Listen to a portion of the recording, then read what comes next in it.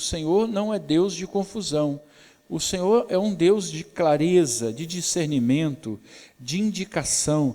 O Senhor propõe, o Senhor indica, o Senhor apresenta, né?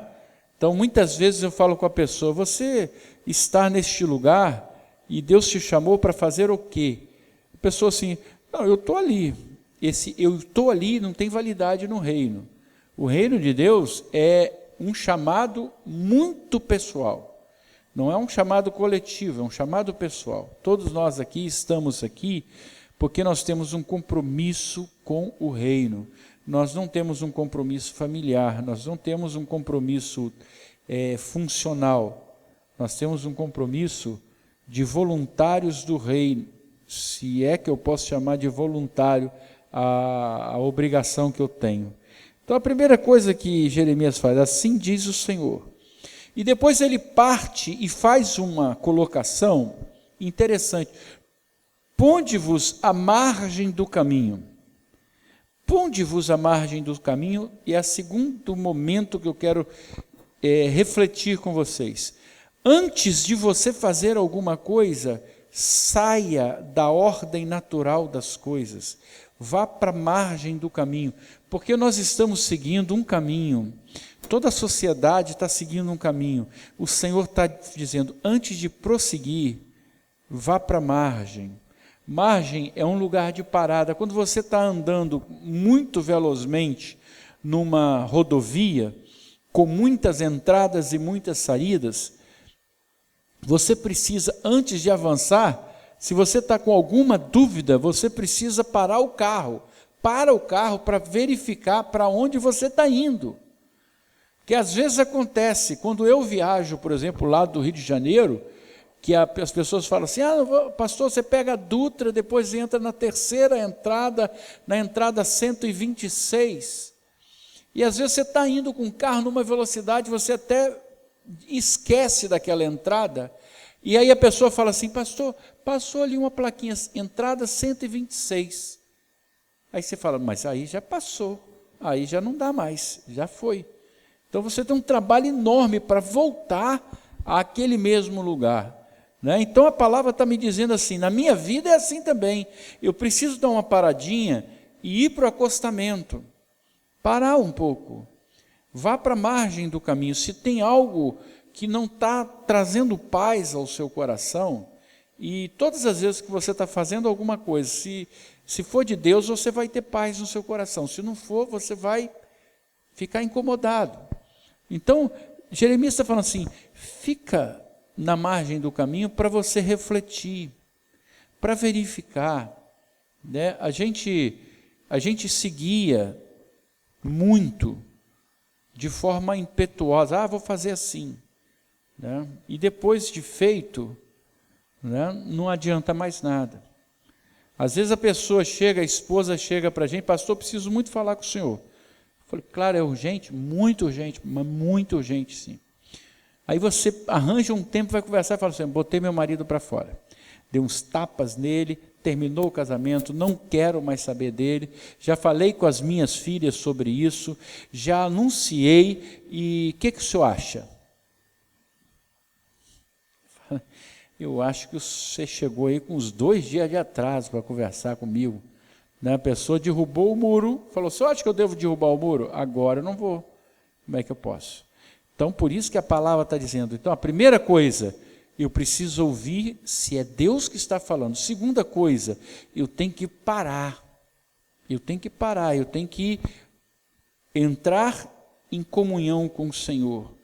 E aí Jeremias fala assim, e vede, perguntai pelas veredas antigas, qual é o bom caminho? Irmãos, veredas antigas é uma coisa de segurança. Quando você está andando, por exemplo, na roça, eu gosto muito de andar a cavalo. Então, às vezes, a gente lá na roça pegava o cavalinho, ia passear de cavalinho, muito bom o cavalo, porque o cavalo, ele é melhor que bicicleta. Bicicleta você tem que se guiar, o cavalo não. Você vai deixando o cavalo te guiar e ele vai embora. né? Você só vendo o ventinho batendo no seu rosto. Mas chega um determinado momento que você olha para um lado e para o outro e você percebe o seguinte: gente, eu vim para um lado e o pessoal todo foi para outro lado.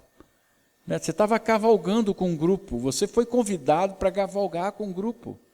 E de repente você se dá conta que o cavalo foi te conduzindo para um lugar que você fala assim, entre morros. Você fala, qual é o caminho de retorno? Né? E você até ensaia um grito, fulano! E aí você vira o cavalo e descobre que no meio do morro tem um caminhozinho traçado pelas pegadas das pessoas. Aí você fala assim, é uma vereda antiga. Tenho certeza, pelo tempo que leva a algum lugar. Aí você vai caminhando por essa vereda, até que você vê, opa, atravessou o monte que te impedia de ver, lá do outro lado, você viu, essa vereda me levou para o lugar de volta, me levou para o caminho certo. Então, esses caminhos que ficam marcados com as pegadas das pessoas, é o que nós estamos chamando de veredas. E nós não estamos chamando de veredas velhas, porque há uma grande diferença entre velho e antigo. Quando a gente fala do Antigo Testamento, a gente fala de um testamento anterior. Quando você fala de Velho Testamento, é uma coisa que caiu em desuso. Por isso, se uma pessoa pega, por exemplo, e vai numa exposição de carros, você chega para o camarada e fala assim, pô, é um carro velho de 70... Ele vai ficar aborrecido. Colecionador não chama o seu carro de carro velho, ele chama de carro antigo. Então as veredas são veredas antigas, porque elas ainda estão em uso. Veredas antigas são importantes, porque elas marcaram a história. Veredas velhas são veredas que foram abandonadas porque tiveram algum problema. Jeremias está falando assim, você para e indaga quais são as veredas antigas. Qual a importância dessas veredas antigas? Cada ponto das veredas te levam a lugares importantes. Ninguém marca caminho num roteiro se esse roteiro não levar a lugar nenhum. Né? As coisas no Brasil, às vezes acontece isso. Você vê o camarada coloca um asfalto e quando chega mais à frente não tem mais. Acabou o asfalto. Não leva a lugar nenhum. Mas as veredas são marcadas pelos passos das pessoas que passaram por ali. Assim também as regras de Deus, a lei de Deus, ela é uma vereda antiga, não é uma vereda velha. Né? As novas, em oposição às velhas, são veredas enganosas. Né? Nós estamos vivendo tempos de veredas novas, novidades. As pessoas estão buscando novidade, inclusive na igreja. Né? Cada um está procurando dar um visual novo. Não tenho nenhuma crítica com relação a isso, senão que a gente precisa parar e verificar se isso é realmente essencial. Hoje é uma grande demanda, as pessoas colocam na parede assim, tipo naquela parede ali, colocam assim um emblemazinho com o nome da igreja. Né? A Lagoinha tem isso, tem lá a Unção, tem isso, tudo igualzinho, com a bolinha, o nome dentro, aí as pessoas vão lá, tiram a foto. Tá. Né? Não é isso? Amém? De onde tiraram isso? Você já viu alguém que ganha um jogo, vai dar entrevista, atrás dele tem, né, um monte de publicidade. E a publicidade não tem que ser de igreja, tem que ser de Jesus. Né? Há 2 semanas atrás eu fui numa igreja, tem uma frase enorme de um grande teólogo do século XVI, e nada contra, mas quando você percebe na parede da igreja um mural enorme com aquela frase de Calvino, você percebe que a centralidade não é Jesus. Amém? Quando você passa numa igreja e na placa da igreja tem um pastor todo bonitinho apontando o dedo para você, você percebe o quê? A centralidade não é Jesus. Ainda que a gente argumente, as pessoas falam, não, mas aqui a gente, na prática, a teoria é outra. Então, quando nós começamos a verificar que a igreja, ela vai se deixando contaminar por essas coisas novas, e a novidade de vida da igreja, o que ela tem para oferecer, é espiritual, né?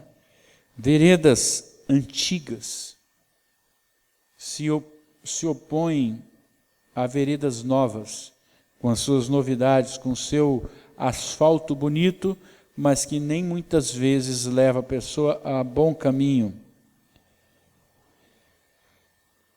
Por que eu devo procurar essas veredas antigas? Porque as novas estão corrompendo o bom caminho. Isaías 35:8, a palavra diz, e ali haverá um bom caminho, caminho que se chamará o caminho santo. O imundo não passará por ele, pois será somente para o seu povo. Quem quer que por ele caminhe não errará, nem mesmo o louco. O caminho que Deus traçou, o caminho que Isaías chama e coloca caminho com letra maiúscula, porque Jesus é o caminho, esse caminho conduz ao Pai, não há erro. Essa é a vereda do Senhor. Essa é a vereda do Senhor. Essa é a vereda que nos garante salvação, né? Muitos estão trocando as Escrituras pelos ensinos de homens e doutrinas de demônios. Então, o que são ensinos de homens? Hoje você vai a um seminário na igreja e o seminário é centrado em liderança, produtividade, conformidade, um monte de temas que me ensinam que a centralidade não é de Jesus. As coisas da igreja têm que ter como centralidade a figura de Jesus. Sem contar, irmãos, que nós muitas vezes nos deparamos com situações no mundo atual que são absurdas. Absurdas. Eu me lembro que na minha época de jovem, a gente lia o jornal e achava ridículo. Achava ridículo que tivessem aqueles horóscopos, né? E a gente até perguntava assim, quem é que escreve esses horóscopos? Né? Cada um falava de coisas genéricas. O dia não é muito bom para brigar com alguém. Não há dia nenhum bom para brigar com ninguém. A pessoa coloca aquilo. Procure estar com a sua família, pois o dia é propício para bons relacionamentos. Olha, que bom, né? Essas coisas, a gente lia isso e achava absurdo. Mas quem é que escreve essas coisas? Hoje as pessoas acreditam nisso. Hoje as pessoas acreditam nisso. Nós vivemos no século 21 com uma mentalidade do século 16. As pessoas acreditam mesmo nisso. Irmãos, nas mesas de trabalho do tribunal, as pessoas continuam colocando, olha, elas colocam sapinho, elas colocam pedrinha de cristal, elas colocam elefante, elas colocam deuses indianos, tudo isso. Tem uma menina lá que tem uma velhinha que ela toda hora ela aperta um botãozinho, aí acende a luzinha, que ela, na verdade, é aquela velhinha, ela fala assim, é velhinha para a mãezinha do céu. Tá bom? As pessoas estão retroagindo na fé, buscando. Outras pessoas vão a lugares onde ficam deitadas, aí colocam uma pedra na testa, outra na mão, outra no umbigo, né? Aí a pessoa vai falar, olha, vou te ensinar o seu mantra. Aí você fala aquele mantra, aí a pessoa está lá. Então, nós estamos vivendo coisas absurdas. As pessoas fazem consultas aos mortos. E eu quero falar para você quais são as veredas antigas. Quais são as veredas antigas? Porque Deus quer que você volte a essas veredas antigas, que você verifique se o seu coração está caminhando por essas veredas antigas. Eu não quero estar aqui pregando coisas que não tenham a novidade de Deus para a sua vida, a novidade daquele que vem restaurar o seu coração. Jesus, quando se encontra com aquela mulher junto ao poço, em João 4, 23, 24, fala algo com relação à adoração. E eu quero falar que a vereda antiga leva você à adoração de Deus. Essa é a verdade. A vereda antiga, glória a Deus. A vereda antiga leva você à adoração. Você nota quando a pessoa não está caminhando em direção à vereda antiga, quando ela não é um adorador. Quando a vida não está centrada em Deus, quando a vida não está baseada na palavra de Deus. E aquilo que Jesus nos ensinou com relação aos adoradores, está bem colocado aqui em João 4, 23 e 24. Diz assim: mas vem a hora, e já chegou, em que os verdadeiros adoradores adorarão ao Pai em espírito e em verdade, porque são adoradores assim que o Pai procura. Deus é espírito, e é necessário que os seus adoradores o adorem em espírito e em verdade. Então, irmãos, tudo aquilo que eu possa fazer externamente aqui é, na verdade, uma muleta, porque o verdadeiro adorador adora a Deus no seu coração, porque Deus é espírito. Você é um espírito. Você é um espírito adorador que anseia pela presença do Senhor. Amém? Quando você está caminhando pela vereda do Senhor, você caminha por uma vereda de adoração. Você quer saber se você está traçando um rumo para a sua vida nas veredas antigas? Pergunte: eu sou um adorador de Deus? Eu amanheço agradecendo a Deus? Eu amanheço sentindo no meu coração a sede de buscar a presença do Senhor, de falar: Senhor, vamos comigo?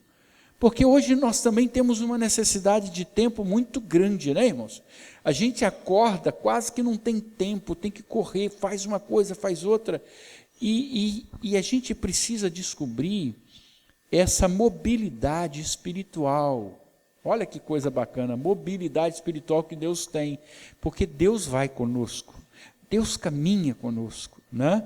Deus vai falando e ouvindo o que você tem a falar, e é no caminho, é no trajeto. Então, se você tem conversado com Deus, se você tem adorado o Senhor, se você tem agradecido ao Senhor, se você tem buscado o Senhor na sua palavra, você está nas veredas antigas.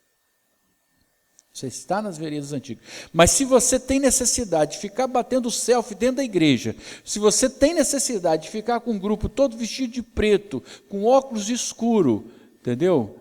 Tem alguma coisa.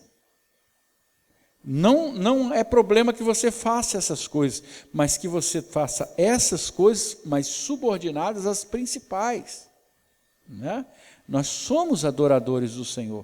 Aquilo que nós buscamos não é apenas aquilo que nós desejamos internamente. Então, se eu quero andar nas veredas do Senhor, nas veredas antigas, a primeira coisa, eu preciso saber se eu sou um adorador. E o adorador do Senhor, ele adora ao Senhor em todas as circunstâncias. Quando nós vemos a figura de Paulo, em Atos 16, né, é uma passagem muito bonita, porque em Atos 16, versículo 19, a palavra diz assim: vendo os seus senhores que se lhes desfizera a esperança do lucro, agarrando em Paulo e Silas, os arrastaram para a praça à presença das autoridades, e levando-os aos pretores, disseram: estes homens, sendo judeus, perturbam nossa cidade, propagando costumes que não podemos receber nem praticar. E aí, por aí, até ali na frente, por volta, e no versículo 25, depois que eles prenderam a Paulo e Silas, Diz o versículo 23, e depois de lhes darem muitos açoites, os lançaram no cárcere, ordenando ao carcereiro que os guardasse com toda a segurança. Este, recebendo tal ordem, levou-os para o cárcere interior e lhes prendeu os pés no tronco. Estavam presos. Versículo 25, por volta da meia-noite, Paulo e Silas oravam e cantavam louvores a Deus, e os demais companheiros de prisão escutavam. Irmãos, eles oravam e cantavam. O verdadeiro adorador, em primeiro lugar, ele é um intercessor. O verdadeiro adorador, ele não é um cantor. O verdadeiro adorador, ele é um intercessor, e ele intercede e adora ao Senhor através de cânticos espirituais. Então, o que nós percebemos é que, se eu quero saber se eu sou verdadeiramente um homem ou uma mulher que estou trilhando os caminhos do Senhor, eu tenho que saber se eu sou um adorador e se a adoração que eu presto ao Senhor é uma adoração que produz resultado. Porque a adoração não é o mero jeito de cantar. Eu vou cantar um hino, é só cantar, eu vou cantarolar. Não é isso, porque o que a palavra diz no versículo 26 é que de repente sobreveio tamanho terremoto que sacudiu os alicerces da prisão, abriram-se todas as portas, soltaram-se as cadeias de todos. Quando você está passando por uma situação muito difícil, o que você deve fazer? Adora o Senhor. Reconhece que o Senhor, Ele não só é o seu Salvador, mas Ele é o Senhor da sua vida e Ele toma conta da sua vida. E a sua adoração produz libertação. Não há adorador que não seja também um ministrante de libertação. Porque quando você começa o culto adorando o Senhor, você está tributando àquele que tem poder para te livrar toda a honra e toda a glória. Quando você está caminhando por um lugar, você começa a passar por problemas, adore o Senhor. Fala, Senhor, eu te adoro, Senhor. Eu te adoro. Eu quero te adorar porque eu reconheço que o Senhor vai me levar a bom porto, vai haver solução. O problema é sério, mas eu sei que o Senhor traz respostas para mim. Paulo e Silas estavam dentro de uma prisão horrível, irmãos. Dentro de uma prisão horrível. Se você fizer um estudo sobre a geografia das prisões romanas, você vai notar o seguinte, que esse tipo de prisão interior, foi a prisão onde Jesus esteve, ele é um cômodo lá embaixo, assim, e a única janelinha é aqui em cima, e não tem banheiro. É ali mesmo. Então você fica em meio da escuridão, a sujeira, a umidade, e eles estavam orando e cantando louvores no meio daquela situação. O adorador de Deus, ele não se movimenta por circunstância. A circunstância não faz o adorador. Quem faz o adorador é Deus. É a presença de Deus na vida dele. É a fé que ele tem. Paulo estava sem espectadores na escuridão. Amém? Primeira coisa, se você quer saber se você está trilhando as veredas antigas do Senhor, é se você é adorador. A segunda coisa, se você tem compromisso com Deus. Se você tem compromisso com Deus. As veredas antigas pedem que você tenha compromisso com aquele que traçou essas veredas. A palavra de Deus de Lucas, capítulo 14, versículo 26 e 27, diz assim: se alguém vem a mim e não aborrece a seu pai e mãe e mulher e filhos e irmãos e irmãs e ainda a sua própria vida, não pode ser meu discípulo. E qualquer que não tomar a sua cruz e vier após mim, não pode ser meu discípulo. Então o desafio é ter compromisso com a obra de Deus. O desafio é você estar compromissado com o evangelho do reino.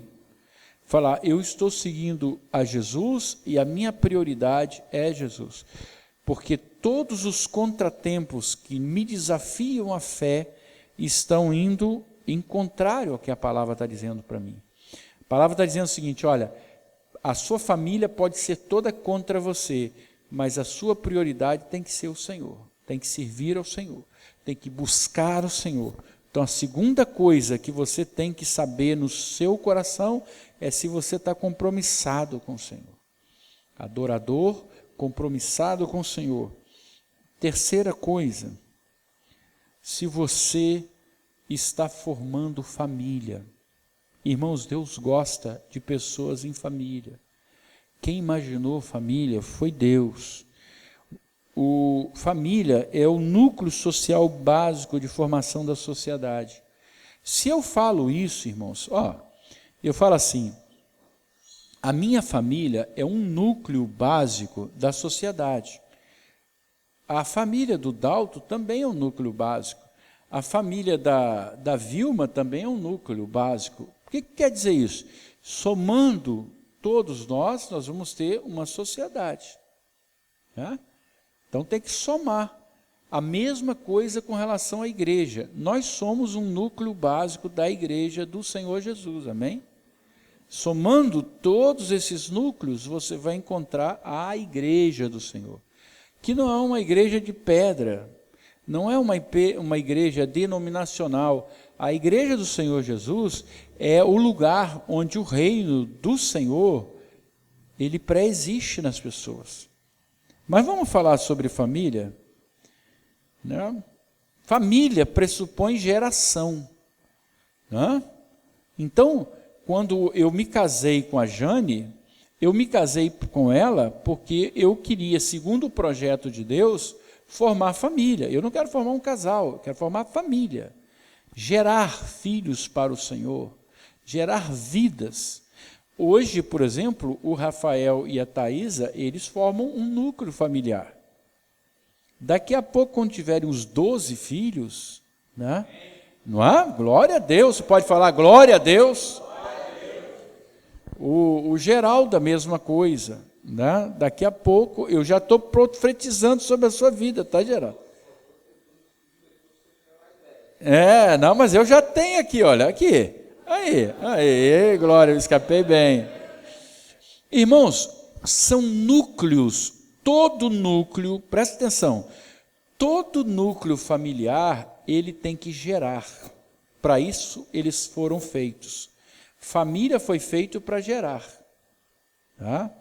Foi feito para gerar o que nós chamamos de grupo essencial. Né? Gênesis 1, 28, a palavra diz assim, olha, sejam férteis e multipliquem-se, encham e subjuguem a terra, dominem sobre os peixes do mar, sobre as aves do céu e sobre todos os animais que se movem pela terra. Gênesis 1, 28. Isso aqui é uma recomendação antiga. Por isso, se você quer saber, se você está trilhando as veredas antigas, você tem que saber se você está formando família de acordo com o coração de Deus, para fazer exatamente o quê? Ser fértil e multiplicar. Né? Então, a palavra vai mais adiante, em Gênesis 2, 24. Por essa razão, o homem deixará pai e mãe e se unirá à sua mulher, e eles se tornarão uma só carne. Né? Coisa bonitinha, né? Você nota, né? O marido estava com a pressão um pouquinho alta, a esposa chegou, fez um carinho, né? Aí o rostinho, Rafael começou a ficar, aí ela perguntou, Rafael, melhorou? Agora estou bem, né? Muito calminho, tranquilo, né? Porque há amor entre eles. A marca da família é o amor. E aí o que acontece, irmãos? Quando a gente pensa na noção de família, não há maneira de você fugir aos princípios bíblicos. Né? Deus fez família, um núcleo estabelecido segundo os preceitos do Senhor. Marcos 10, versículos 6 a 9, diz assim: mas no princípio da criação, Deus os fez homem e mulher. Por essa razão, o homem deixará pai e mãe e se unirá à sua mulher, e os dois se tornarão uma só carne. Assim, eles já não são dois, mas sim uma só carne. Portanto, o que Deus uniu, ninguém os separe. No princípio, Jesus está falando o quê? Do princípio. Nós temos que voltar aos princípios de Deus. Então, deixa eu falar para você, se você quer saber se você está seguindo as veredas de Deus, você tem que saber se você está fazendo as coisas por princípio. Porque Deus age por princípios. E são princípios divinos, não são princípios de homens. São princípios divinos. Tudo que Deus fez é perfeito e justificável, né? Então, hoje nós estamos vivendo uma situação em que se corrompem os caminhos, né? Se corrompem os caminhos. As pessoas ficam até constrangidas, mas me desculpem, eu não falo em nome de homens, eu não falo em nome de leis humanas, eu falo em nome de Deus. E em nome de Deus, família tem que ter pai, mãe e filhos. Família não é pai, papai. Família não é mãe e mãe. Não é. Família é pai, mãe e filhos. Constituídos segundo o propósito de Deus, que permanece. Permanece. Então, pode falar o que for, mas o pastor, ele não fala de acordo com o que os homens creem, ele fala de acordo com aquilo que Deus propõe. Por isso que Jeremias fala, assim diz o Senhor. Por isso que Jesus, a quem eu sirvo, diz, no princípio da criação, Deus os fez homem e mulher. Então não me venham com debates, porque eu não vou participar de debate, porque eu não tenho dúvida em mim. Eu creio naquilo que a Bíblia me manda crer. Amém? Segunda coisa, com relação a isso, adultério e fornicação. Irmãos, Deus constituiu um núcleo chamado família. Eu sei que muitas vezes, irmãos, a gente não pode, né, se guiar pelo que é o ideal de Deus.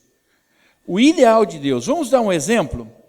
Imagina que uma pessoa venha para a igreja e matou alguém, falou, pastor, eu vim aqui hoje, aceitei Jesus como meu Senhor e Salvador, mas eu sou um criminoso, eu matei alguém ali.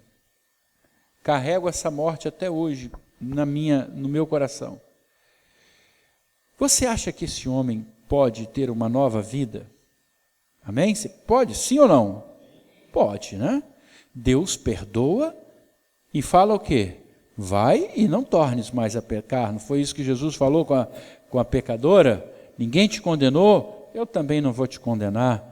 Vá e não peques mais. Assim também com o casamento, né? Muitas vezes a gente se confunde, porque as veredas antigas do Senhor dizem, o homem é uma só carne com a sua mulher.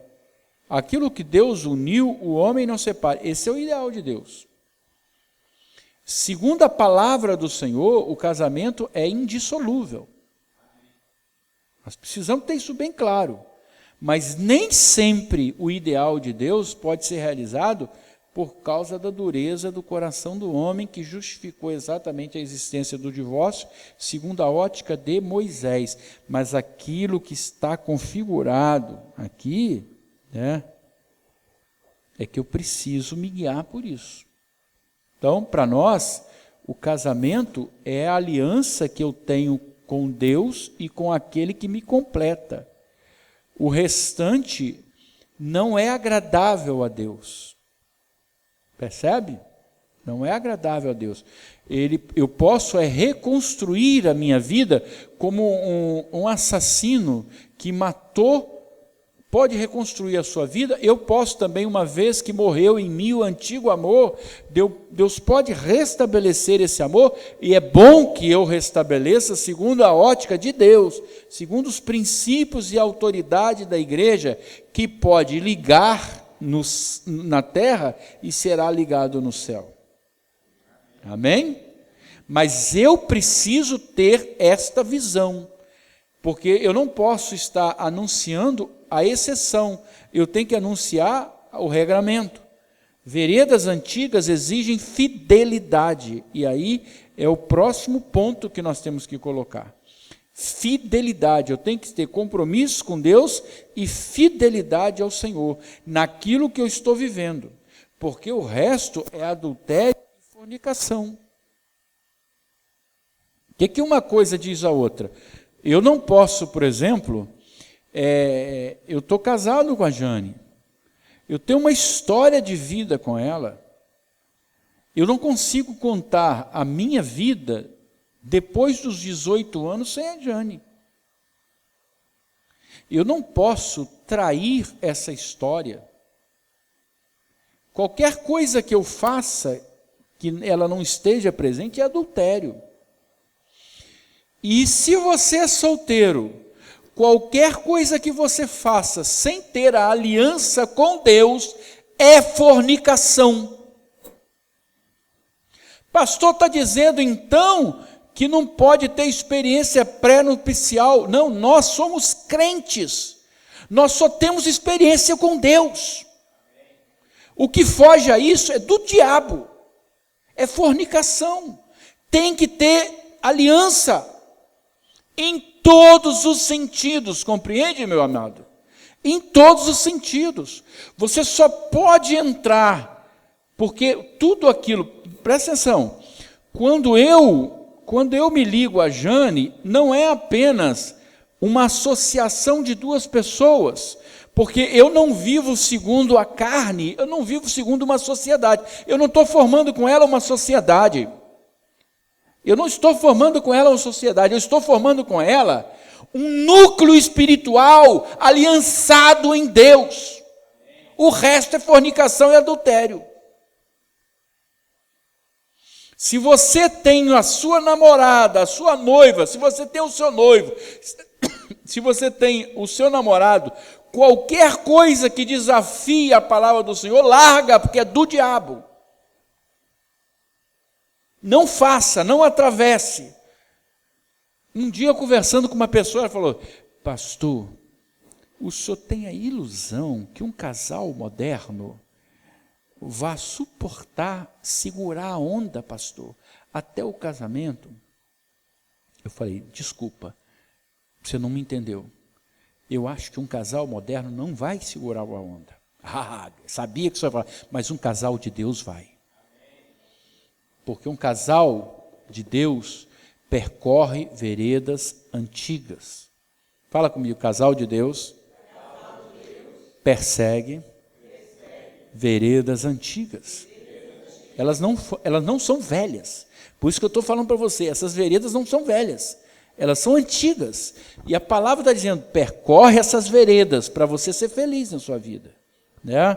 E por que eu tenho que me preocupar com isso, irmãos? Irmão querido, 1 Coríntios capítulo 6, versículo 9 a 10, diz a palavra: não sabeis que os injustos não hão de herdar o reino de Deus?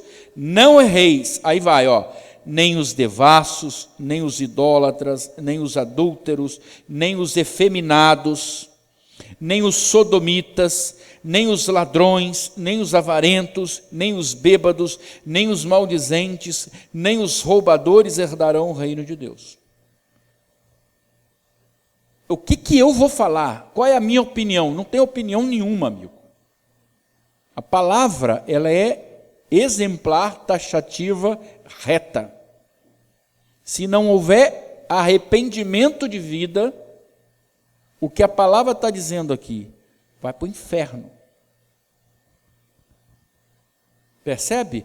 A minha vida é um testemunho daquilo que eu creio.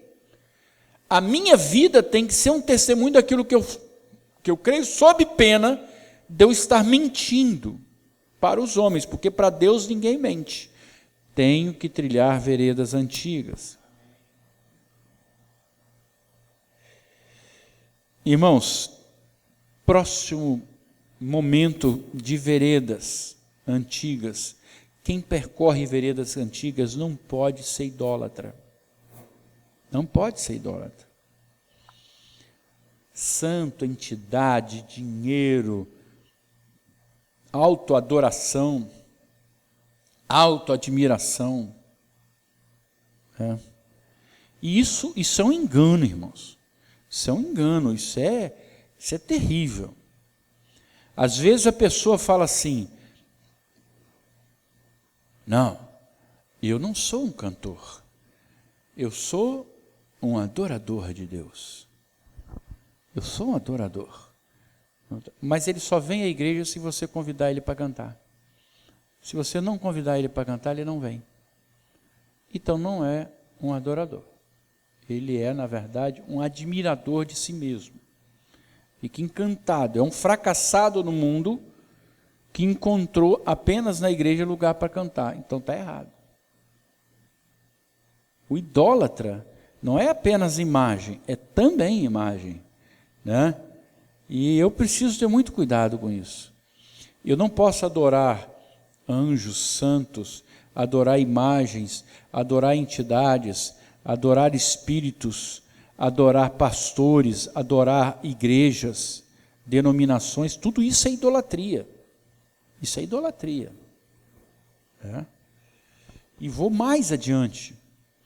Existem denominações que só convidam pessoas delas. Isso é idolatria. Presta atenção. Você não pode olhar para a denominação, não pode olhar para o pastor e achar que ele tem a resposta. Você tira a centralidade de Jesus. E tudo que rouba a centralidade de Jesus na sua vida é idolatria. Em Apocalipse 19:10 tem uma cena maravilhosa, né? A palavra de João diz assim: prostrei-me ante os pés do anjo para adorá-lo. Ele, porém, me disse: vê, não faças isso, sou conservo teu e dos teus irmãos, que mantêm o testemunho de Jesus. Adora a Deus, pois o testemunho de Jesus é o espírito da profecia. Você pode dar um glória a Deus? Adora a Deus. Esta é a centralidade da minha adoração. Eu não posso adorar anjo, eu não posso adorar a mulher, não posso a estátua, eu não posso adorar pastor, igreja, padre, não. Porque a minha fé tem que estar direcionada para o Senhor. Só.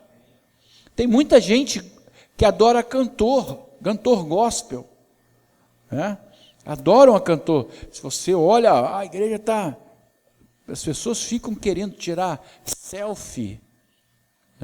Vou tirar uma selfie minha aqui. Aí tira com o cantor lá atrás. Aí tira selfie na hora da adoração. A pessoa tem tudo menos desprendimento de fé. Isso é o show da fé. E Jesus não dava show. Invocação de mortos, irmãos.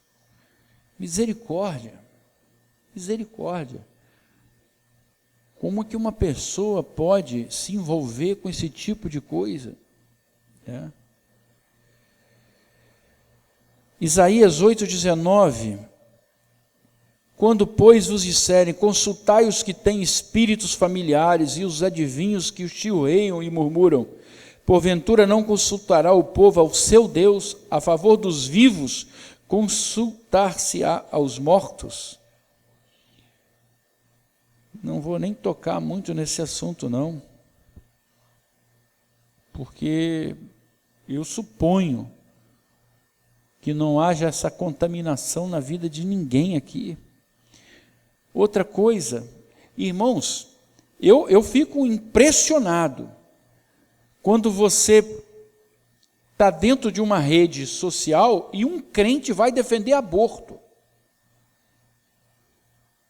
Eu fico perplexo, porque isso não faz que eu fique perplexo com ele. Eu fico perplexo com a igreja que formou aquilo ali. Porque não é possível. A pessoa está lá defendendo coisas absurdas. Ela não parou para pensar, refletir, né? Não estudou um pouquinho, não foi consultar o pastor. Pastor, escuta uma coisa, o pessoal lá do mundo está falando sobre aborto.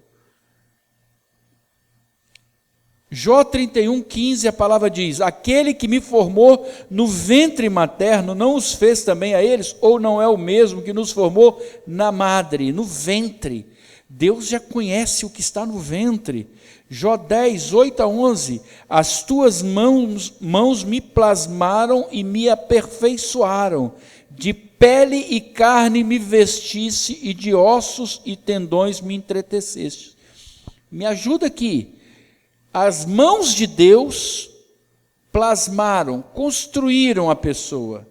E o que Deus fez depois? Colocou carne, ossos, mente. Então o Espírito prefigura um momento anterior que eu não domino. Salmo 78, versículos 5-6, revela o cuidado de Deus com os filhos que ainda hão de nascer. Então deixa eu te falar uma coisa, é orar para que Deus dê juízo, para que a gente caminhe pelas veredas antigas.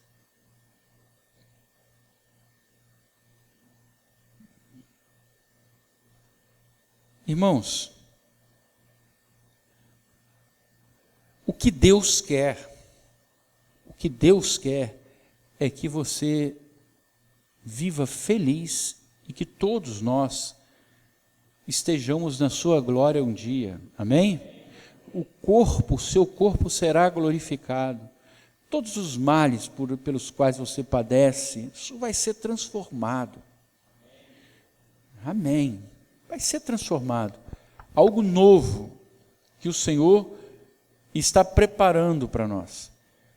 O que o diabo quer é impedir que você entre no lugar que Deus preparou para você, porque segundo o que Jesus fala, o diabo é mentiroso desde o princípio, desde o Éden, o diabo mente. Tirou o homem do Éden pelo pecado e quer impedir que ele retorne ao jardim também pelo pecado. E inventou uma coisa, irmãos, deixa eu te falar uma coisa, que se chama homossexualismo. Estava tentando derrubar a porta e não conseguiu. Aí agora inventou um outro nome, que é a de gênero, como é que fala? Ideologia de gênero. Ideologia de gênero. E eu fico abismado, porque é tão diabólico o negócio, que ninguém discutiu, ninguém conversou, e grandes instituições estão se envolvendo com posturas que são favoráveis a isso. Menininho de 7 anos, que os pais resolveram, é um menininho, mas eu resolvi que ele vai ser menina, porque ele tem uma tendênciazinha. Então coloca roupa de criança, de menina naquela criança. Irmãos, e eu vou te falar uma coisa, eu sei o que o diabo tem feito. Olha, há 20 anos atrás, eu visitei um orfanato espírita. Um casal ia adotar uma criança e eles falaram: pastor, nós vamos adotar essa criança e nós queríamos que o pastor fosse lá. Eu fui naquele orfanato e eles me mostraram uma menininha espírita, cabelo comprido, vestidinho e sapatinho. Eu olhei e falei assim: que menininha linda. Não, pastor, não é menininha não, é menino. Eu falei: como é menino? É menino. Mas desse jeito aí, é porque eles, na verdade, têm mais facilidade de colocar roupa de mulher, aí eles preferem. Não são eles, não. É o diabo. O diabo tem entrado nas nossas casas e tem feito coisas horríveis, porque nós não temos guarda nas nossas portas. Você é um espírito. Você não é esse corpo. Você é um espírito chamado por Deus, amado por Deus. Quando você vê falar de passeata gay em São Paulo, presta atenção, aquilo ali estão transformando pessoas em seres exóticos. Todo mundo ri, todo mundo mistura com droga e cachaça, porque é humilhação, é vergonha.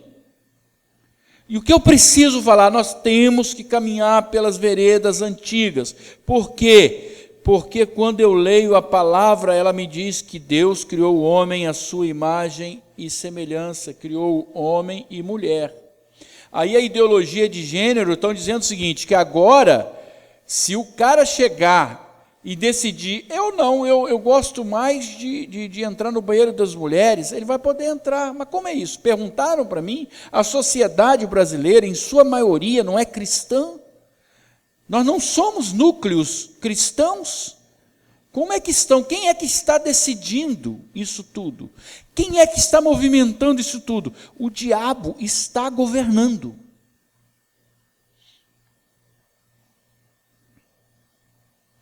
Colossenses 3:5. Façam morrer, portanto, os membros do seu corpo com respeito à imoralidade sexual, impureza, paixão desenfreada, desejos prejudiciais e ganância, que é idolatria. Então eu posso afirmar para você que a homossexualidade é consequência de idolatria.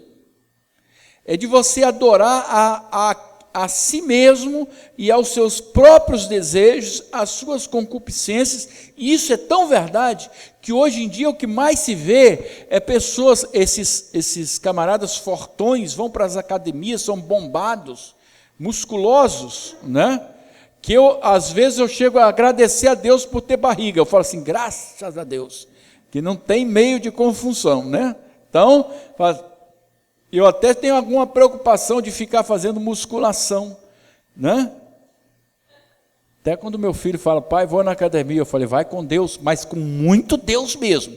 Tem que encher, ir lá cheio da graça. Irmãos, Romanos 7, 21 a 25, a palavra diz, percebo assim a seguinte lei no meu caso, quando quero fazer o que é certo, está presente em mim o que é mal. Eu realmente tenho prazer na lei de Deus, segundo o homem que sou no íntimo, mas vejo em meu corpo outra lei guerreando contra a lei da minha mente e me levando cativo à lei do pecado que está no meu corpo. Homem miserável que eu sou, quem me livrará do corpo que é submetido a essa morte? Dou graças a Deus por meio de Jesus Cristo, nosso Senhor. Assim com minha mente, eu mesmo sou escravo da lei de Deus, mas com minha carne, escravo da lei do pecado. É Jesus que liberta, é isso que Paulo está falando aqui. As obras da carne são claramente vistas. E para terminar, irmãos, Romanos 1, versículo 18 a 27. Deixa eu te falar uma coisa. Às vezes a gente se sente constrangido de falar certas coisas por conta do respeito que nós temos por todas as pessoas, e temos respeito a todas as pessoas. E esse respeito, no caso do pastor, do profeta, se traduz na preocupação com a salvação. Não é? O meu respeito não pode fazer com que a pessoa perca a salvação. Porque em Romanos capítulo 1, versículo 18 a 27, a palavra diz, a ira de Deus se revela do céu contra toda impiedade e perversão dos homens, que detêm a verdade pela injustiça, porquanto o que de Deus se pode conhecer é manifesto entre eles, porque Deus lhes manifestou, porque os atributos invisíveis de Deus, assim o seu eterno poder, como também a sua própria divindade, claramente se reconhecem desde o princípio do mundo, sendo percebidos por meio das coisas que foram criadas.